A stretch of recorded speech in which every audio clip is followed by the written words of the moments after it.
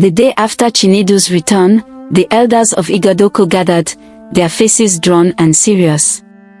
Rumors of Chinedu's journey to Aya Cave had spread quickly, and many in the village were filled with both hope and suspicion. The elders called for Chinedu, wanting to understand the purpose of his pilgrimage and the truth behind the prophecy. As Chinedu entered the gathering, the elders watched him intently, searching his face for answers. Baba Adebayo, the only elder who seemed at ease, nodded to him in encouragement. The eldest of the council, Obakola, began to speak, his tone firm but curious. "Chinedu," he said, "we hear that you have gone to Aya Cave, a place of sacred power. Why have you taken this journey without consulting us?" His words held a note of accusation, and some of the elders murmured in agreement. Chinedu met their gaze calmly, explaining, "I sought guidance from the spirits to understand my purpose and the drought that plagues us." He paused, gathering his thoughts. "The spirits have shown me that balance is the answer to Igodoko's suffering. I believe I can help us restore it, but only if I am accepted as I am."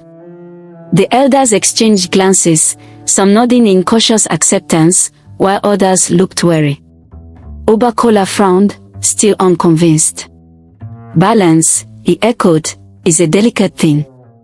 How can we know that you are truly a child of this balance?" Baba Adebayo interjected gently, "We must trust in Chinedu's journey and in the prophecy. He carries a power we cannot fully understand." With Baba Adebayo's support, Chinedu's words began to soften the elders' resistance, yet he knew he had much to prove before earning their full trust. In the days following his return, Chinedu found himself drawn to Zora, a young woman he had long admired from afar. Zara was known for her gentle spirit and strength, a woman who held her own despite the village's expectations. As Chinedu's connection to her deepened, he felt both joy and trepidation. He knew that his unique nature was a point of contention among the elders and feared that their relationship would only add to the controversy surrounding him. But Zara, seeing the kindness and strength in Chinedu, accepted him without hesitation. She admired his courage in embracing both sides of himself and loved him for the balance he embodied. Their bond grew, and soon the villagers began to notice. Whispers spread, some saying Zora's love for Chinedu was foolish, others that it was dangerous. Elders muttered about how this relationship could only disrupt the village further. One day, Zora's father, Obakola, confronted her, his face clouded with worry. "Zara," he said, "you cannot pursue this path. Chinedu is different. He is not like us." But Zora stood firm, her gaze unwavering. "Father, he is more than you know. He is strong, and he is wise. He has the spirit of balance." Obakola left, troubled yet touched by his daughter's conviction. Zora and Chinedu continued to meet, their love becoming a symbol of acceptance and courage. Their bond, though tested by the village's skepticism, blossomed, showing Igodoko a different form of unity. In his heart, Chinedu felt that Zora's love was a part of his destiny, a light that would guide him through the trials to come. A month later, Igodoko prepared for a ceremony held only for the men of the village. It was a tradition where young men proved their courage, strength, and loyalty.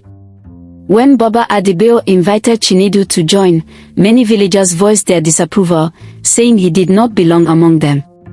Chinedu, however, accepted the invitation, knowing this was his chance to prove himself to those who doubted him. As he walked into the ceremonial ground, men watched him with both suspicion and interest. Obakola eyed him warily, unsure of what to expect from someone like Chinedu. During the ceremony, Chinedu demonstrated his strength, lifting stones and striking targets with the same precision as the other men. But when it came time for a test of patience, where each participant had to wait in silence, Chinedu's presence became even more unsettling. He displayed a calmness and control that many found unnerving, as if he were connected to something beyond their understanding. As the ceremony continued, some men began to question their judgments. Chinedu was unlike them, yes, but he was strong, resilient, and wise in ways they couldn't deny. By the end of the ceremony, he had proven himself capable, though he sensed he had not fully won their trust. Afterward, Chinedu left quietly, knowing his journey toward acceptance was far from over. Yet he felt a growing confidence in himself, a knowledge that his place in Igodoko was slowly, though painfully, becoming clear. The villagers were beginning to see that his strength lay in his balance, a gift that held power beyond their understanding. One night, Chinedu dreamed of a river flowing through lush land, its waters clear and abundant. Standing beside the river was the spirit from Ogono forest, watching him with knowing eyes. This time, the spirit spoke of the drought, telling Chinedu that the river's waters were bound to his journey. It was his role to bring the rains back, but only by uniting both sides of himself and the village. Chinedu awoke, feeling the spirit's words settle in his heart like a stone. He understood that he could no longer keep parts of himself hidden if he wanted to save his people. The drought was more than just a physical ailment, it reflected the village's imbalance, a rift that had grown because of fear and misunderstanding.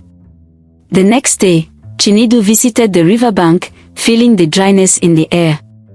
He knelt beside the cracked earth, placing his hands upon it, sensing the emptiness where water once flowed. He whispered to the river, calling upon the spirit and asking for guidance. In the silence, he felt a pull within him, a voice urging him to embrace his full self, to live openly as both man and woman.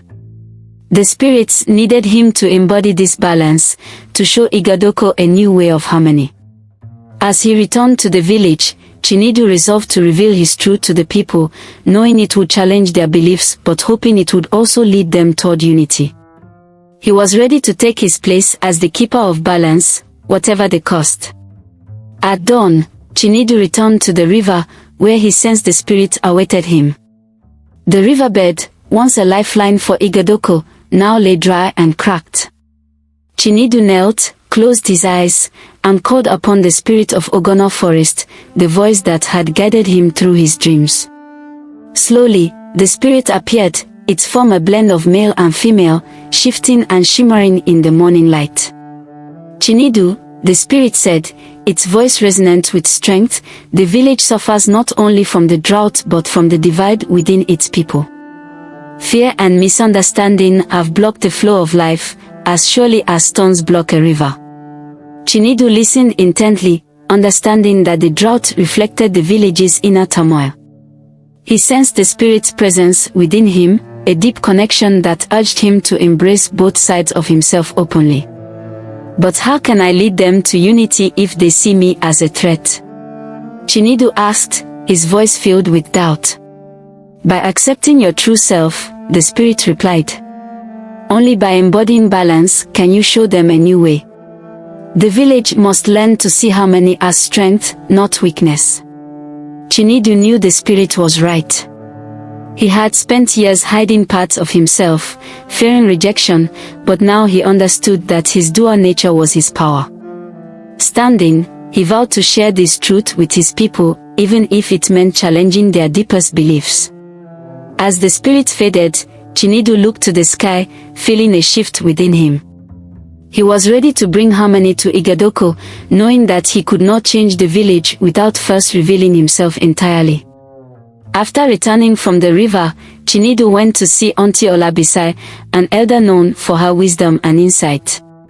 She was a healer and had traveled to distant villages, witnessing ways of life that differed from Igodoko's traditions. Chinedu respected her counsel and felt she might understand his purpose better than most. Auntie Olabisai, he began, I seek to bring unity to our village, but I fear they may not accept what they do not understand. Olabisai looked at him thoughtfully, her eyes reflecting years of experience. Chinedu, difference is often met with fear, especially when people do not know how to place it within their understanding. But fear is only powerful if it is allowed to persist in darkness. She leaned closer, her tone serious. Yet remember, revealing your true nature may not be easy. Envy and prejudice are shadows that cling to the unknown. You may inspire love in some, but fear in others. Balance is a gift, but also a challenge. Chinedu nodded, absorbing her words. I know, auntie. But if I don't show them my truth, they never understand. Auntie Olabisi placed a gentle hand on his shoulder. Then walk your path, Chinedu. Just know that even the brightest light casts a shadow. Not everyone will follow willingly. Her words stirred both reassurance and caution within him. He left her home with a renewed resolve, knowing that, regardless of the obstacles, he had to bring harmony to Igodoko. Auntie Olabisi's caution had prepared him for the challenges, but it had not shaken his belief in his purpose. Unbeknownst to Chinedu, some elders had grown increasingly uneasy about his growing influence in the village. Obakola, particularly disturbed by Chinedu's difference, began rallying the other elders, convinced that Chinedu's presence was a danger to Igodoko. We have lived by the same traditions for generations, Obakola argued. Now this boy with his strange ways threatens to disrupt our peace. Look around, our land is barren, our animals are thin. His influence cannot be a coincidence. Several elders murmured in agreement, wary of Chinedu's unusual nature and his connection to the spirits. They feared that the drought was a sign of the gods' discontent, a punishment for allowing such a presence to thrive among them. Obakola proposed a solution: exile. If Chinedu leaves Igodoko, perhaps the gods will restore their favor. We must protect the village, even if it means casting him out. But Baba Adebayo, who had defended Chinedu many times, spoke up. We must not blame one man for our misfortunes. Chinedu carries a rare gift, one that may be our only hope for balance. Cast him out, and we may lose our chance at harmony. Despite Baba Adebayo's objections, the elders' fear of change overpowered their sense of reason. They decided to confront Chinedu, intending to offer him a choice: leave Igodoko or face the consequences of disobedience. As they prepared to summon him, they hoped he would choose exile, sparing them from the turmoil his presence had brought. When Chinedu was called to meet the elders, he sensed the weight of their intentions. Standing before them, he listened as Obakola explained their decision. Chinedu, he said, his tone severe, your presence here has brought disruption. The gods do not favor those who disrupt balance, and we cannot risk further suffering. Chinedu felt the sting of their judgment but remained composed. I do not seek to harm Igodoko, he replied calmly. I seek to bring it peace. Obakola's gaze hardened. Then prove your loyalty by leaving, so that Igodoko may heal. For a moment, Chinedu considered fighting their decision, but he knew that force would only deepen the divide. Baba Adebayo, who stood at the edge of the gathering, caught his eye, his expression a mixture of sorrow and understanding. The shaman gave him a slight nod, silently conveying his support. Chinedu accepted their demand for exile, turning to leave Igodoko without argument. As he walked through the village, he felt the villagers' eyes on him, some filled with sorrow, others with relief. Zora ran to him, her face stricken. You don't have to go, Chinedu, she whispered, tears brimming in her eyes. He placed a gentle hand on her shoulder. Sometimes, we must walk alone to fulfill our purpose. I'll return when the time is right. With Zora's tearful gaze behind him, Chinedu entered the wilderness, the forest embracing him with an unspoken promise. Though cast out, he felt an inner strength, knowing that this was only the beginning of his journey toward bringing balance to Igodoko. With Chinedu gone, the drought worsened. Days turned into weeks, and the skies remained clear and unforgiving. The rivers shrunk even further, and the villagers' crops withered beyond revival. Cattle grew weak, and desperation spread like a shadow over Igodoko. Villagers who had once felt relieved at Chinedu's departure now questioned whether their decision had worsened the village's suffering. Some began to wonder if perhaps Chinedu truly was the answer, as Baba Adebayo had claimed. But the elders, led by Obakola, held firm, insisting that the gods would restore balance in time. Zora watched the unfolding crisis with a heavy heart. She could not shake the feeling that the village's suffering was tied to Chinedu's absence. She missed him deeply, but more than that, she sensed that his unique nature had been a gift, one that Igodoko had failed to recognize. Driven by love and conviction, she decided she could not simply wait. Villagers who had once felt relieved at Chinedu's departure now questioned whether their decision had worsened the village's suffering. Some began to wonder if perhaps Chinedu truly was the answer, as Boba Adebayo had claimed. But the elders, led by Obakola, held firm, insisting that the gods would restore balance in time.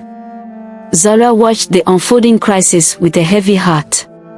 She could not shake the feeling that the village's suffering was tied to Chinedu's absence.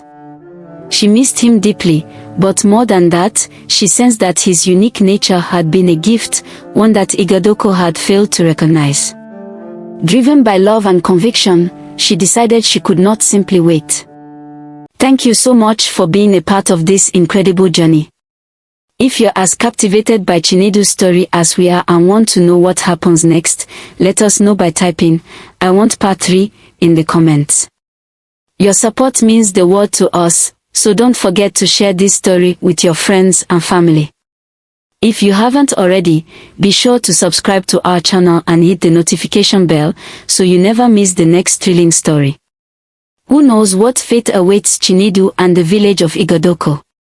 There's so much more to discover, and you won't want to miss it. Thanks for listening, and stay tuned, this tale is far from over. See you in part 3.